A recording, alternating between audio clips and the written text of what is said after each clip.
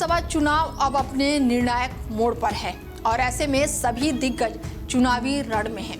11 नवंबर को वोटिंग के जरिए ये तय करेगी जनता कि बिहार की सत्ता पर किसका कब्जा होगा। दूसरे चरण का दायरा पहले चरण की तुलना में काफी बड़ा है और इस चरण में 20 जिलों की 122 विधानसभा सीटों पर कड़ा मुकाबला होगा, जिसमें कुल 1302 उम्मीदवार चुनावी मैदान में हैं। दूसरे चरण में ऐसी कई सीटें हैं जहां पर कांटे की टक्कर है, जैसे कि गया जी या फिर सासाराम विधानसभा क्षेत्र, जहां पर 22 प्रत्याशी चुनावी मैदान में हैं, जहां मुकाबला सबसे कठिन है। और ऐसे में चौंकाने वाली बात यह है कि बिहार को बदलने का दावा करने वाली यानी कि जनसुराज के सुप्रीमो प्रशांत किशोर ने दूसरे चरण के लिए 58 ऐसे उम्मीदवार चुने हैं जिन पर आपराधिक मामले दर्ज हैं। 51 उम्मीदवारों पर तो गंभीर मामले दर्ज हैं। और ऐसे में बीजेपी के कई प्रमुख नेताओं ने रैलियां, रोड शो और चुनावी कार्यक्रम किए। बिहार में अब तक कुल लगभग 70 रैलियां और रोड शो बीजेपी के 4 प्रमुख नेताओं ने की है, जिसमें से प्रधानमंत्री नरेंद्र मोदी, गृह मंत्री अमित शाह, रक्षा मंत्री राजनाथ सिंह और बीजेपी अध्यक्ष जेपी नड्डा की रैलियां और कार्यक्रम शामिल है। बिहार चुनाव में प्रधानमंत्री नरेंद्र मोदी ने अपने पहले चुनावी सभा समस्तीपुर में 24 अक्टूबर को शुरू किया और अब तक बिहार चुनाव में प्रधानमंत्री ने 12 रैलियां की है और एक रोड शो में भाग लिया है।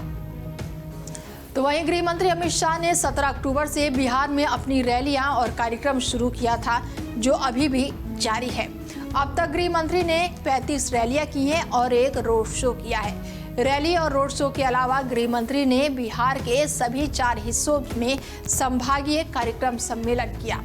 रक्षा मंत्री राजनाथ सिंह ने अब तक 17 रैलियां की हैं और ऐसे में आज यानी 9 अक्टूबर को होने वाली रैलियों को कुल मिलाकर 20 रैलियां और संबोधन किए गए हैं। बीजेपी अध्यक्ष जेपी नड्डा ने बिहार में अभियान 23 अक्टूबर से शुरू किया।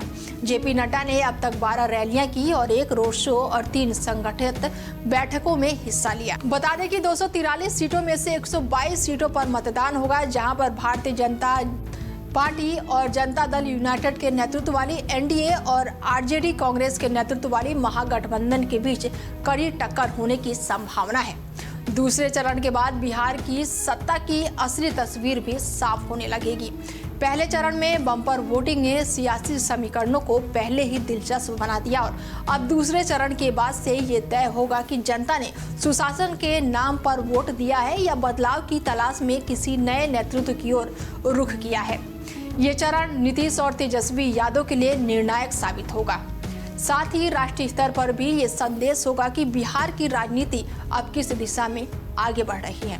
फिलहाल 11 नवंबर को बिहार में दूसरे चरण की वोटिंग होने वाली है और ऐसे में सभी दल पूरी तरह से चुनावी मैदान में डटे हुए हैं। एक तरफ जहां एनडीए है तो वहीं कांग्रेस और आरजेडी और महागठबंधन है। ऐसे में टक्कर कड़ा है और अब देखना ये होगा कि बिहार की सत्ता पर किसका कब्जा होने वाला है। फिलहाल इस खास पेशकश में मेरे साथ इतना ही। बने रहिए आप हमारे साथ और देखते रहिए डेली 24 भारत। नमस्कार।